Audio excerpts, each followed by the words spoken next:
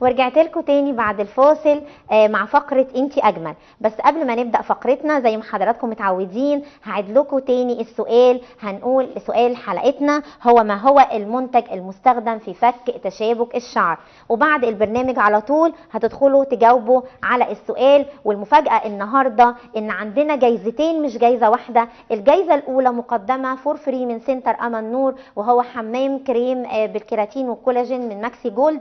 الجايزه الثانيه اللي خاصه بضيفتي اللي كانت مشرفاني في فقره جميلي حياتك وسابت لنا البوكس الجميل ده هديه للمتسابقه الثانيه اللي هتفوز معايا، وهو البوكس السحري. هي قالت لي عليه البوكس السحري مقدم للاطفال، ويا رب اللي تكسب معانا تكون ام جميله تكسبه وتقدر يفيدها في تعليم ابنها او بنوتتها. هنبدأ فقرتنا النهاردة بفقرة انتي اجمل، ومشرفاني النهاردة بفقرتي انتي اجمل الأستاذة هدير وجدي، وهي خبيرة العناية بالبشرة. اهلا بيكي استاذة هدير، شرفتيني حبيبتي النهارده ونورتيني. عايزه اقول لك ان مشاهديني كتير جدا بعتولي على بيدج البرنامج عايزين حاجه خاصه بالبشره، وعايزين ازاي نعتني ببشرتنا وازاي نقدر نفتح كمان بشرتنا. بس هدير هتقدمي لنا ماسكات طبيعيه ولا حاجات كلها النهارده ماسكات طبيعيه، وهعمل في الحلقه ماسك اسمه ماسك الحنه البيضاء. بيتباع في اماكن كتيره غاليه، ومعظم الناس بتبيعه مش اصلي تقليد، فاحنا هنعمل مكوناته كلها من المطبخ وسهل جدا. الحنه البيضاء للبشره لتفتيح البشره البشره دي برضو يا هدير. ماسك جميل جدا لتفتيح البشره ولترطيبها، وبيفرق جدا في لو استمر عليه، لو عملتي مرتين في الاسبوع بيفرق معاه جدا. ده بيفتح لون البشره؟ بيفتح لون البشره جدا. طب الناس اللي هي بقى نزلت بحر وبسين وحاجات كده واسمرت، ده ممكن يساعدها على تفتيح بشرتها ولا في ماسك تاني؟ يساعدها جدا.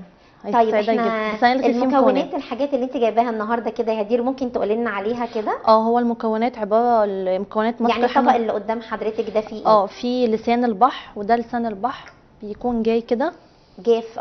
جاف كده، واحنا بنطحنه. اسمه لسان البحر؟ اسمه لسان البحر.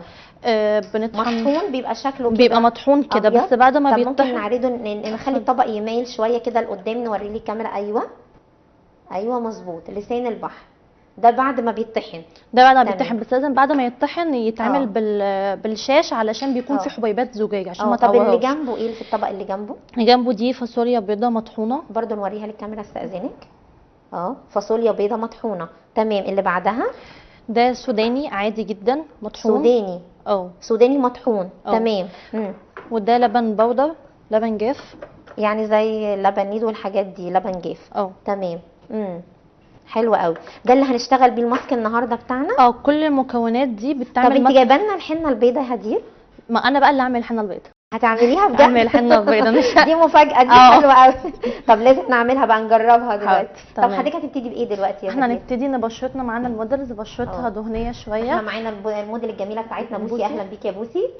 هي بشرتها دهنيه جدا، فاحنا هنحاول ان احنا نوري الناس ازاي تقدري انها تنظف بشرتها وهي دهنيه بطريقه سهله جدا في البيت. تمام. هي اول حاجه هي غسله وشها. يعني احنا الماسك ده دلوقتي خاص بالبشره الدهنيه؟ خاص بالبشره الدهنيه. تمام.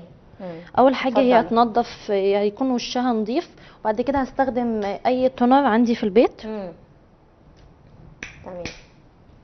يعني اول حاجه تنظيف البشره. هي بتغسلها بالغسول بتاعها. ان انا محتاجه منظف بشره. منظف يكون خاص بالبشره الدهنيه. تمام. هتنضفي بالمنظف البشره؟ بالتونر، اي تونر هي عندها. لو مش عندها قوي اضعف الايمان ممكن تستخدم لبن عادي. لو هي مش عندها لبن عادي قطنه فيها لبن الحليب؟ لبن الحليب قطنه فيها لبن الحليب. بتنظف البشره حلو؟ بتنظفها حلو جدا. معلومه برضو جميله برضو. الماسك اللي هنعمل بيه النهارده هو عباره عن معلقه لبن بودره ومعلقه عسل ابيض ونص ليمونه وكبسوله فيتامين اي. معلش نقول مره كمان بسرعه لمشاهدينا دلوقتي. معلقه عسل ابيض ومعلقه لبن بودره ونص ليمونه وكبسوله فيتامين اي. تمام. هنعملها بقى ونشوفها. نستأذنك بس هدير نيجي على جنب شويه ورا شويه كده جنب بوسي عشان مشاهدينا يشوفوا الماسك بيتعمل ازاي. تمام. ده بتحطيه هو طري زي طري؟ انا شايفاه ان هو ليكويد صح يا هدير؟ هو طري جدا. لو بشرتها هي دهنيه وحساسه تستغنى عن الليمون، لو بشرتها دهنيه ومش حساسه تضيف الليمون. يعني الليمون ده بس للبشره الدهنيه، لو لكن احنا ممكن نستغنى عنه لو البشره جافه او عاديه. ولو البشره دهنيه وحساسه استغنى عنه برضو عشان الدهنيه الحساسه مش هتستحمل خالص الليمون. تمام. هو الفكره كلها ان هو سكراب، بدل ما اشتري سكراب من بره انا مش ضامنه المنتج او مش ضامنه معمول ازاي او تكلفته عاليه بالنسبه لي، هو بيكون سهل جدا ان انا اعمله في البيت واقدر ان انا انضف بيه بشرتي مرتين في الاسبوع. وكل الحاجات الطبيعيه جميله جدا، بتبقى افيد كل وتبقى احسن الوصفات كتير. الطبيعيه طبعا حلوه جدا. واحنا دلوقتي انا بقول لكل مشاهداتنا ان الوصفه معانا مقاديرها على الهوا، علشان اللي ما لحقتش تكتب الوصفه واحنا والاستاذه هدير بتقولها احنا كتبناها لكم وموجوده على الهوا دلوقتي. ده بيتساب قد ايه هدير؟ يعني الماسك ده انت وزعتيه المفروض بيتساب قد ايه؟ ده بيتساب بالظبط حوالي ربع ساعه او 10 دقائق. اه وببتدي ان انا افركه. لو مش عندها جهاز في البيت هي ممكن تستخدم اللي هي الفرشه. مش عندها اي حاجه انا هستخدم النهارده ايدي عشان ابسط الموضوع للمشاهد اكتر، ما يحسش ان في عقبه ان هي تقوم تنظف بشرتها بطريقه سهله يعني. حلو قوي، حلو جدا. بننضفه زي احنا، بس احنا عارفين انها 10 دقايق وربع ساعه، بس احنا عشان فقرتنا وعلشان وقت البرنامج هنشتغل على طول. اعمليه ان هو خلاص احنا قعدنا كده ربع ساعه على بوسي تقريبا وهنبدا نشتغل على طول. ببتدي ان انا اعمل ايدي على هيئه حركه دائريه. بس بعمل من جوه لبره، مش من بره لجوه. من عند المناخير للودن. لو في اي دهون ببتدي ان انا اطلعها لبره، مش بعملها لجوه. والمناخير بالذات ببتدي ان انا اعملها بصوابعي تمام، بحيث لو فيها اي حاجه اقوم عاملاها. لو مناخير اي متابعه عندها فيها بذور سودا هي سهل جدا انها ممكن تطلعها، عباره عن جيلاتينه بتتباع عند العطار وعليها معلقه ميه دافيه وتدوبها وتوزعها على مناخيرها وتسيبها ربع ساعه تنشف وتشيلها على هيئه ده خاص بالبذور السوداء. ده خاص بالبذور السوداء اللي في المناخير او في البشره. البذور السوداء للمناخير حلوه برضو المعلومه دي برضو يا هدير، جميل. طيب بعد ما بنعمل السكراب كده المفروض ان هي بتغسله. هي بعد ما عملنا السكراب عملنا مساج وبعد كده هي بتغسل البشره بتاعتها، وبعد كده بتيجي هي تنشف البشره بتاعتها. لازم يعرفوا ان التنشيف، بشوف البشره الدهنيه بيعملوها كده، هو بيبقى يكون كده، بيكون على هيئه طبطبه بالضغط. واصحاب البشره الدهنيه بيبقى معظمهم بيغسلوا بشرتهم 4 مرات في الاسبوع، 4 مرات في اليوم سوري. المفروض هي مره واحده او مرتين في اليوم، لان ال4 مرات هي بتعتقد انها بتوقف الدهون. لا بالعكس، هي كده بتبتدي انها تاخد الدهون بتاعه البشره اللي بتغذيها وتبتدي انها تضعف غذاء البشره. مش بتساعد ان هي تغذي البشره، بالعكس يعني هي المفروض بالبشره الدهنيه تغسل مرتين في اليوم. مرتين في اليوم بشرتها مش اكتر من كده. ما تزيدش عن كده. تمام قوي. طيب احنا بقى عايزين نشوف الحنه يعني بتعمليها وحضرتك بتعمليها. لان هي حاجه جديده وانا اول مره اسمع عن الحنه البيضاء، فعايزين نشوف هي بتتعمل ازاي. هي شكلها ايه في الاول يا هدير الحنه البيضاء؟ هي الحنه البيضاء بتكون عباره عن بودر. البودر ده بيتعجن بليمون، بيتعجن بميه، يعني دي حنه بيضاء؟ لا، كل المكونات دي هتطلع نتيجه الحنه البيضاء. يعني بعد كده الحنه البيضاء دي مكونات تطلع لك الحنه البيضاء دي. بعد كده باخدها بقى بدخلها في الماسكات، بعمل بيها ماسكات. انا اللي بعمل الحنه البيضاء. انا وانت بتقولي هدير انا تخيلت حنه. لا هي مكونات بتتعمل بيها الحنه البيضاء. انا باخد. طيب قولي لنا المقادير عشان يتابعوا معانا مشاهداتنا. كام؟ معلقه لسان بحر. معلقه لسان بحر. وايه كمان؟ ومعلقه سوداني. ومعلقه لبن بودر. ومعلقه لبن بودر. وفاصوليا بيضه. ومعلقه فاصوليا بيضه مطحونه. ورز مطحون، بس الرز ده يتغسل الاول وبعد كده يصفى. معلقه رز مطحون. ودقيق. هي هي قدامنا دلوقتي وصفتنا دلوقتي اللي بتعمليها، طريقه الحنه البيضاء موجوده على الشاشه دلوقتي لكل مشاهداتنا. اكتبوها بسرعه، الحقوا بسرعه ورقه وقلم واكتبوها. وكمان معانا هدير وهي بتحضرها دلوقتي. تمام. حطيتي ايه اخر حاجه دلوقتي كده؟ دي اخر حاجه، دي الشبه. دي الحاجه الوحيده اللي بيتاخد منها ربع معلقه، ربع معلقه شبه. لو انا هاخد من كل مقدار معلقه، فدي الوحيده اللي بيتاخد منها ربع معلقه في الاخر. تمام، كويس قوي. بس بيتقلبوا كويس جدا وبيتعانوا في عبوه، اي عبوه عندها في البيت تعينهم فيه. بعد كده بقى بتستخدمها في ماسكات لو هي عايزه. طب يعني احنا كده بنضيفها ايه؟ بنحط عليها ميه او حاجه؟ لا انا دلوقتي كده هعينها في العبوه. خلصت كده، هعين الحنه البيضاء في العبوه. تمام. انا عايزه اعمل ماسك تنظيف وتفتيح بشره، بقوم واخده معلقه زبادي او معلقه لبن ونص ليمونه، وباخد منه معلقه من الخليط اللي انا عملته ده من الحنه البيضاء. من الحنه البيضاء، وبعمل بيها الماسك. تمام، حلو قوي. هو بيدخل في كذا حاجه. معلش نقول مره كمان يا هدير. حاضر. هتاخد معلقه على ايه بالظبط؟ ده كده هي خلاص شالت المجموعه اللي احنا عملناها الحنه البيضاء، بنشيلها دلوقتي في برطمان او في اي حاجه ازاز. وبعد كده كل ما بتستعمل تعمل ماسك تاخد معلقه حنه بيضاء على ايه؟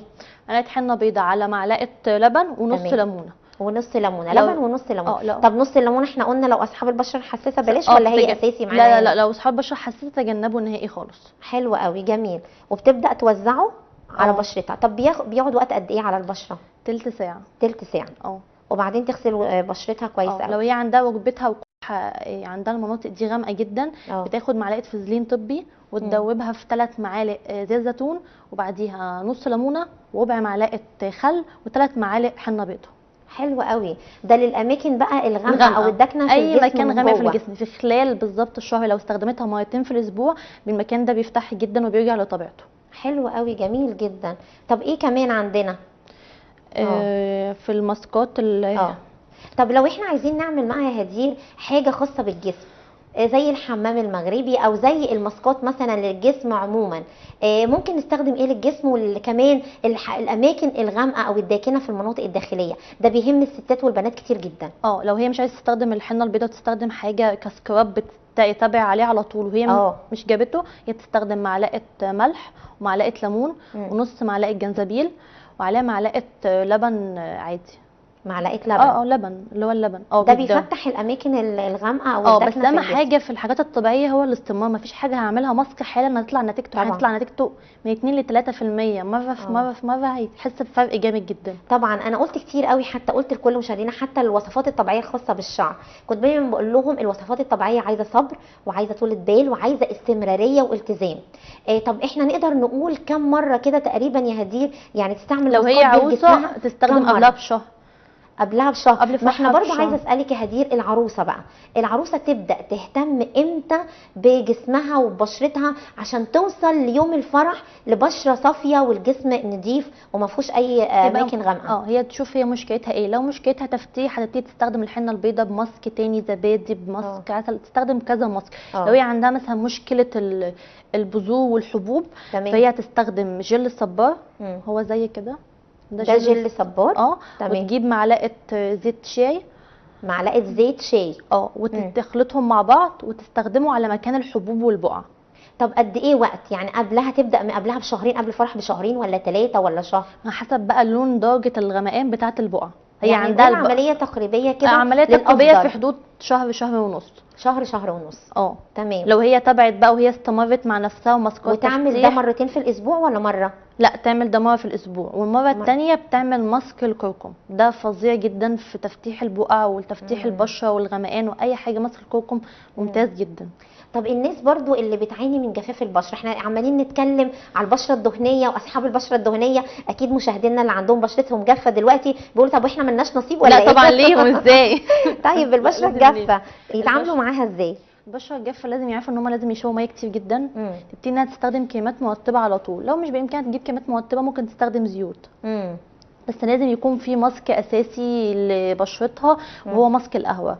القهوه؟ قهوه ممتازه جدا لترطيب البشره الجافه. طب ممكن تقولوه لنا بسرعه كده يا هدير نغشه منك؟ انا هي بيكون معلقه قهوه ومعلقه شوفان و3 معالق معلقه زيت جوز هند ومعلقه زيت جوجوبا. طب معلش نقولهم مره كمان كده لمشاهدينا بسرعه. معلقه شوفان ومعلقه قهوه ومعلقه زيت جوجوبا ومعلقه زيت جوز هند بس وكبسوله فيتامين اي. بس طب القهوه تعمل يعني فنجان قهوه؟ لا القهوه ولا تاخدي معلقه بن؟ تاخد معلقه بن على طول. معلقه بن تمام، عشان برضو ممكن يتلخبطوا ويفتكروا فنجان قهوه. لا معلقه قهوه عاديه بس لازم يكون الزيوت اصليه، لان لو الزيوت اصليه مش هتجيب معانا نتيجه. وزيت الجوجوبا على فكره حلو جدا وهايل، بس يتجاب من مكان موثوق منه كده. بالظبط لازم يتجاب من مكان موثوق منه. على فكره زيت الجوجوبا حلوه جدا للشعر. انا كمان بقول لكم معلومه قلتها لهم قبل كده للمشاهدين وبغششها. انا بتابعك على طول. يعني عارفه ان الجوجوبا حلو جدا للشعر، وانا اتفاجئت دلوقتي معاكي بقى ان هو حلو للبشره. البشره ولترطيب البشره الجافه جدا. الزيوت الجوز هند والجوجوبا ممتاز جدا لترطيب البشره ولتفتيحها. بس الفكره كلها ان الزيت يكون اصلي وكمان هي يكون عندها استمرار. مش تكون حلو عندها قوي. ان عايزه نتيجه حالا وقتي. كل حلو الحاجات قوي. الطبيعيه بتبقى كده. جميل يا هدير. طب في اي نصيحه قبل ما نختم فقرتنا دلوقتي؟ في اي نصيحه تحبي تقوليها لمشاهدينا خاصه بالبشره، او ان هم اعتناء حاجه عامه عموما يهتموا ببشرتهم بيها؟ عشان يهتموا ببشرتهم لازم يعرفوا ان في روتين يعملوه يومي، وروتين اسبوعي، وروتين شهري، ويبعدوا خالص عن اي كيمياء. بلاش التقشير الكيميائي ده لانه بيضر البشره جدا. على فكره ناس كتير جدا عماله دلوقتي متجهه للتقشير الكيميائي، لا لا لا، وعماله تقول بيضرها ده جدا. بيقشر وده بيدي نتيجه كويسه. هو بيجيب نتيجه بعد 7 ايام، بس لو خرجت آه. في الشمس قبل الاسبوع بيلهب بشرتها وبتتعب جامد بيعمل جدا. بعض الحروق انا عارفه. بالظبط. تمام. ولو هي عندها مثلا لسه راجعه من المصيف وعندها اماكن غامقه او جسمها محتاج انها تقشره، فهي تستخدم الملح والليمون وزيت جوز الهند في تقشير بشرتها. كسكراب طبيعي ده. كسكراب طبيعي جدا، بدل ما تشتريه هي تقدر انها تعمله حتى تكون متاكده من المنتجات والحاجه اللي هي حاطاها على جسمها. حلو قوي هدير، احنا بنشكرك النهارده على فقرتك، وانتي فدتينا بحاجات كتير جدا، وكل مشاهديني كانوا متابعين وعايزين وصفات طبيعيه للبشره، وان شاء الله ليكي حلقه ثانيه معايا، بس احنا عايزين وعد منك على الهوا انك هتيجي تكوني معانا في حلقه ثانيه. ان شاء الله اجيلك تاني ان شاء الله، نقدم وصفات اكتر، وصفات طبيعيه كمان خاصه للبشره لكل مشاهدينا، لان كل البنانيت وكل السيدات بيهتموا ببشرتهم وبيحبوا كل الحاجات الطبيعيه للبشره. بنشكرك جدا على تشريفك لينا النهارده يا هدير، ميرسي ليكي جدا. ميرسي ليكي يا بوسي، شرفتوني النهارده. وانا بنهي النهارده حلقتنا، وبس حابه افكركم قبل ما نختم الحلقه بسؤال حلقتنا، وهو ما هو المنتج المستخدم في فك تشابك الشعر؟ بسرعه اجروا بعد ما اقفل الحلقه، اجروا على بيج البرنامج مع امل انتي اجمل وجاوبوا على السؤال، لان عندنا 2 متسابقات هيفوزوا معانا في الحلقه دي، والاثنين جوائز حلوه قوي. جايزتنا المقدمه من سنتر امل نور، وهو حمام كريم، والجايزه الثانيه وهي البوكس السحري اللي قدمته ضيفتي في فقره جملي حياتك. وانا بشكركم جدا على متابعتكم للبرنامج، وانتظروني، اوعوا تنسوا اعاده الحلقه بكره الساعه 9، وانا معاكم كل جمعه الساعه 5، واشوفكم على خير. باي باي.